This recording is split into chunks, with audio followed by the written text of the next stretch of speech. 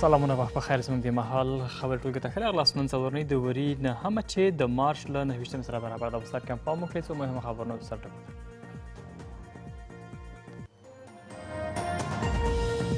د نجونو د ښوونځیو پر پرانیستلو لپاره د اسلامي امارت هڅې. د بهرنیو چارو وزارت سیاسي مرستیال وایي چې د نجونو زده کړې په مطلق ډول نه دي بندې شوي او دا پرېکړه لنډمهاله ده.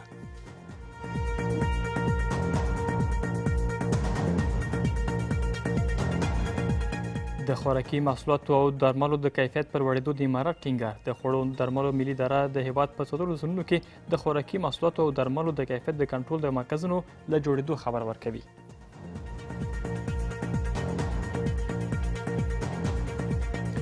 پر یو شمېر لویو پروژو د ازبکستان او افغانستان ګډ کار. اسلامي امارت وایي چې په دې پروژو کې د اوسپنې لیکه او برېښنا شامل دي چې کابل او تاشکند به په کډه سرته ورسوي.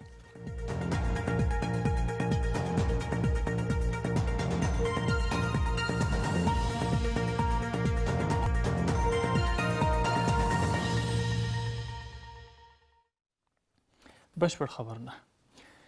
د بهرنیو چارو وزارت سیاسي مرستیال وایي چې واکپال حکومت د ټولو پر مخ د ښوونیزو او روزنیزو بنسټونو پرانیستلو لپاره هڅه کوي. شیر محمد عباس انګزی ټینګار کوي چې د نجونو زده کړې په مطلق ډول نه دي بندې شوي او دا پرېکړه لنډمهاله ده. ښاغلی انګزی په دوبۍ کې د افغانستان له کنسولګرۍ څخه لیدنې پر مهال له نړۍ سره د ښې ښکیلتیا لپاره د کابل له حسن نیت څخه ډاډ ورکوي او له امریکا هم غواړي تر څو له اسلامي امارت سره پر خپلو کړو ژمنو ولاړ اوسي. د بهرنیو چارو وزارت سیاسي مرستیال په دوبۍ کې د افغانستان له کنسولګرۍ څخه په لیدنې سره د نجونو پر مخ د روزنیزو مرکزونو د ورونو د پرانیستلو لپاره د اسلامي امارت له هڅو خبر ورکوي. شیر محمد عباس تانکزی وایي د نجونو زده کړه ځنډول شوې او اسلامي امارت د نجونو د زده کړې لپاره د شرایطو د برابرېدو لپاره هڅه کوي. زه خپله په دې عقیده ملګري ډېر په همدې عقیده باندې کوشش کوو انشاءالله چې دا مشکل سره حل کړو. د تعلیم دروازې د خویندو د ورونو په مخ باندې جوړې شي، برابرې شي. اوس هم امارت دا اعلان نه دی کړی چې قطعا د ښځو تعلیم نه منو، بلکې موقت دي. مشرانو بزرګانو سره موږ همیشه دا لیدلي یو، سره ناست یو. علما کرام هم زموږ زه په جدیت درته چې علما کرام هم زموږ تقریبا تر 90% ټول علما کرام په همدې نظر دي چې باید د ښځو تعلیم هم آزاد شي. ښاغلی سانکزی یو ځل بیا وایي دمګړی په افغانستان کې مرکزي حکومت رامنځته شوی او کابل له هیوادونو سره د ښکیلتیا غوښتنه کوي. د واکپال حکومت د بهرنیو چارو وزارت سیاسي مرستیال له امریکا هم غواړي د دوحې د اوکرالیک پر ژمنو ولاړ پاتې شي. که مسئله مسئولیت خود ادا بکنیم، یک سفارت خود خلاص بکنیم، امنیتتان ما میگیره. وقتی که شما به دیگه کشورها هم این کارو نمیکنن. حال بسیاری از کشورها شما باور بکنید که با ما ملاقات خصوصی میداد چون شما بگه که اگه امریکا با شما رابط خود جور کنه ما فورا میایم. د بهرنیو چارو وزارت تل نړۍ سره پر مثبت ښکیلتیا ټینګار کړی او د هیوادونو لخوا د رسمیت پیژندنې غوښتنه یې کړې ده. که څه هم په تیر یو نیم کال کې یو شمېر هیوادونو د اسلامي امارت ډیپلوماټان منلي، خو لا هم هیڅ یوه هیواد د واکپال حکومت د رسمیت پیژندنې لپاره ګام نه دی اوچت کړی. د خوړو درملو ملي اداره د هیواد په څلورو زونونو کې د خوراکي محصولاتو او درملو د کیفیت د کنټرول د مرکزونو له جوړېدو خبر ورکوي. د دې ادارې چارواکي وایي چې دا مرکزونه په روان لمریز کال کې له نړیوالو معیارونو سره جوړیږي او ټول خوراکي محصولات او درمل به له څېړنې وروسته بازار ته وړاندې شي. یو شمېر هیوادوال هم د هیواد په بازارونو کې د بې کیفیته توکو واردولو پر مخنیوي ټینګار کوي. د خوړو او درملو ملي اداره هڅه کوي چې په هیواد کې د خوراکي او روغتیایي محصولاتو کیفیت د کنټرول مرکزونه جوړ کړي. د دې ادارې مسؤل وایي چې دوی به دغه لابراتوارونه د هیواد په څلورو ولایتونو کې له نړیوالو معیارونو سره سم په روان لمریز کال کې جوړ کړي او ټول محصولات به په دغه لابراتوارونو کې له ارزونې وروسته بازار ته وړاندې کیږي. اداره ملی غذا و ادویه افغانستان در سال روان در سال 1404 لابراتوار بزرگ کنترل کیفیت ادویه، محصولات صحی و مواد غذایی را با معیارات جهانی در 4 زون کشور مثل هرات، کندهار، ننگرهار و مزار شریف می سازد. انشالله بعد از این تمامی اقلام دوایی، محصولات صحی و مواد غذایی نخست در این لابراتوارها چک همه جانبه شده، بعدا اجازه ورود به بازار پیدا خواهد کرد. د چارواکو په وینا په دغو تشخیصي مرکزونو کې بېلابېلې څانګې شتون لري چې د کیفیت تضمین، فزیکي او کیمیاوي ازموینې، څېړنې او پراختیا، د طبي تجهیزاتو معاینه او د بوټو د درملو ازمښت به پکې ترسره کیږي.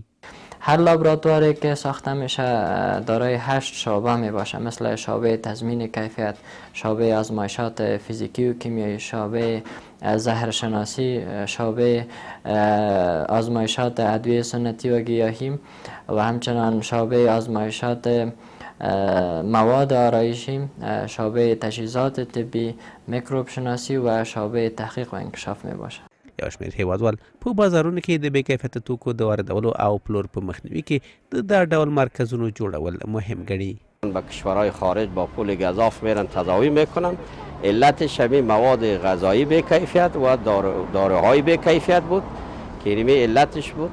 انشالله جلو از اینکه گرفته شه یک ملت صحتمند، یک ملت خوب انشالله ما داشته می باشیم. سرگپ اینه است دیگه، به خاطر اینکه دواهایی که وارد افغانستان می شود چک شود که دوای بی کیفیت بود پس مسترد گردد.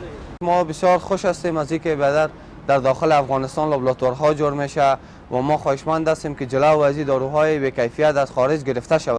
د معیاري لابراتوارونو د جوړولو پرېکړه په داسې حال کې کېږي چې اوس مهال په مرکز کې یوازې یو لابراتوار شتون لري او د خوړو او درملو د ملي ادارې د مسؤلینو په وینا د هېواد ټولې اړتیاوې نشي بشپړولی. افغانستان او ازبکستان په روان لمریز کال کې پر یو شمېر پروژو په ګټه کار کوي. د رئیس الوزرا استادي مرستیالۍ اعلان وکړ چې په دې پروژو کې د ترمز مزار شریف او کابل پېښور د اوسپنې لیکې د چارو پیل او همداشان سرخان پلخمري وارداتي برېښنا د پروژې بشپړېدل شامل دي. دواړه لوري د سوداګریزو راکړو ورکړو او افغانستان ته د برېښنا د صادراتو د کچې په لوړېدو او د دواړو هیوادونو د نندارتون جوړېدو پر سر هم کار کوي. له ګاونډیو هیوادونو سره اقتصادي اړیکو د پراخولو هڅې د رئیس وزرا اقتصادي مرستیال په روان لمریز کال کې د افغانستان او ازبکستان ترمنځ د سوداګریزو اقتصادي پروژو د کار د پیل خبر ورکوي. د ترمز مزار شریف او کابل پېښور ترمنځ د اورګاډي پټلۍ جوړول، د سرخان پلخمري د 500 ته وارداتي برېښنا پروژې بشپړېدل، د سوداګریزو تبادلو د کچې ډېرېدل، افغانستان ته د برېښنا صادرول او د دواړو هیوادونو د محصولاتو نندارتون هغه پروګرامونه او پروژې دي چې کابل او تاشکند پرې په ګډه کار کوي. د تجارت په برخه کې یو مهمه موضوع چې اسلامي امارت ورته توجه کړې ده هغه له همسایګانو او د افغانستان له تجارتي شریکانو سره همکار او همغږي ده. خو په سر اقتصادي پروژه کې پانګونه او له هیوادونو سره د سوداګریزو اړیکو پراختیا په داسې شرایطو کې د هیواد اقتصاد په وده او د بېوزلۍ د کچې په راټولو کې څومره مرسته کولی شي؟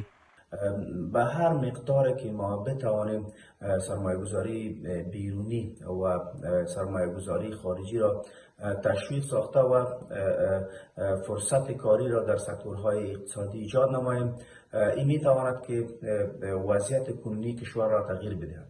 پروژه های مشترک هر دو کشور افغانستان و ازبکستان شدیداً میتونه که در قسمت انکشاف اقتصادی برای افغانستان، ایجاد نمودن جای کار به مردم افغانستان و شکل گرفتن زیربناهای رفاهی و اجتماعی در افغانستان دارای مزیت و اهمیت باشه. اسلامي امارت په پرله پسې ډول ویلي چې د اوسني حکومت تګلاره د اقتصاد په برخه کې ده او له بېلابېلو هیوادونو سره د اقتصادي اړیکو د پراخولو لپاره د هڅو خبر ورکوي. په کندهار ولایت کې د سمنټو د کان کیندلو چارې یو کورني شرکت ته وسپارل شوې. سیمه ییز پازوال وایي چې د دې پروژې له چارو څخه څارنه کوي او استخراج یې هم کولی شي د زرهاو کسانو لپاره د کار زمینه برابره کړي. د دې پروژې تړون د 100 میلیونه ډالرو په ارزښت لاسلیک شوی دی. د کندهار ولایت په شوراندام ولسوالۍ کې د سمنټو د ایستلو چارې نن یو کورني شرکت ته وسپارل شوې. د قراردادي شرکت مسؤل وایي د دغه کان د ایستلو چارې به له یوې هندۍ کمپنۍ سره په ګډه پرمخ وړي او په لومړۍ ورځ کې به له 2000 څخه تر 38 ټنو سمنټ تولید شي. انجنیران چې زموږ د هندوستان د شرکت سره یو هندوستاني شرکت چې دغه سره موږ د لاسلیک کړی دي، نو هغه به راځي بیا د 10 کالو دپاره موږ د هغه سره قرارداد کړی دي چې هغه بیا زموږ دلته د زموږ د وطن خلک راګرد راپاله کوي. په دغه پروژې څه باندې 100 میلیونه ډالر لګښت راځي او ځایي چارواکي وایي چې د دې پروژې د کار لړۍ به تر څارنې لاندې وي. مقرراتو سره برابر دی بورینده سو د دې معدن او د معدن د وګټي بیا زموږ وزارت مقام قرارداد ورسره لاسلیک کړي تر څو موږ ته راواستوي چې موږ د معدن وسوځو. د دا کان د استخراج چارې هم د زرګونو تنو لپاره کاري فرصتونه برابروي او د صنعتي سکتور د ودې لامل ګرځي. د ولایت څخه مربوطه ریاستونو ته احکامیږي هغه یوازې د کاري فرصتونو د برابرولو اړوند همدا پروژه به وي چې انشاءالله د اکنداري ځوانانو ته په زرګونو باندې کاري فرصتونه برابرېږي. پخوا د پاکستان راکړل اوس د پنجوایي غرونه الحمدلله دا رقم جوړ شوي دي چې هغه په دغه خامو موادو کې کاریږي. ترېشل په ویله کېدو کې بیا ترېشل د دې څخه جوړېږي. د کانونو پترولیم وزارت چارواکو تر دې وړاندې هم د هېواد د اقتصادي ودې او هېوادوالو ته د کار د زمینې د برابرولو په موخه د هېواد د کانونو د ایستلو لپاره د هڅو خبر ورکړی و.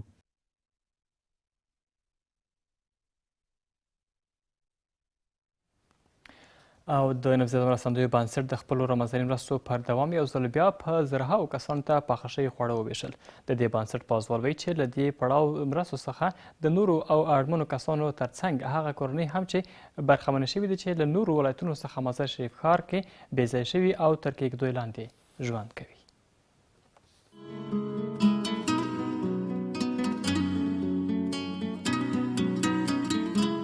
د نبیزاده مرستندوی بنسټ د خپل رمضاني مرستو پر دوام یو ځل بیا د زرګونو تنو لپاره پاخه شوي خواړه ویشلي دي. د نبیزاده مرستندوی بنسټ د چارواکو په وینا د مرستو په دې پړاو کې د اړمنو سربیره ډیر شمیر کورنۍ بې ځایه شوي چې په مزار شریف ښار کې د کېږدیو لاندې ژوند کوي د دې مرستو تر پوښښ لاندې راغلي دي. د دې بنسټ اجرایي پازوال ټینګار کوي چې اړمنو کورنیو ته د خوراکي توکي او پاخه شوي خوړو د ویش بهیر د روژه مبارک میاشتې تر پایه به همداشان دوام ولري. با دوام کمک‌های رمضانی بنیاد خیری نبیزاده عمل 1402 خورشیدی که ششم رمضان است قسمی که اعلامیت داشتیم که یک روز غذای طبخ شده افطاری و یک روز هم مواد خام برای نیازمندان مساعدت میکنیم. و همین منظور امروز ما از هزاران خانواده نیازمند مستحق که از ولایت‌های مختلف در کمپ ابو دجانه قرار دارند که در حالت بسیار وخیم، بغرنج و پیچیده زندگی میکند و ما برایشان غذای افطاری آوردیم. یو شمیر هغه کسان چې له دې مرستو برخمن شوي په داشان وضعیت کې د اړمنو کورنیو څخه لاسنیونه ډیره مهمه بولي او د نبیزاده مرستندوی بنسټ د بشرپالو مرستو څخه هم خوښي څرګندوي. دلته د بنیاد خیری دغه د خوا نبیزاده د خوا کمال نبیزاده د خوا زرګونو خلکو سره کومک کیږي.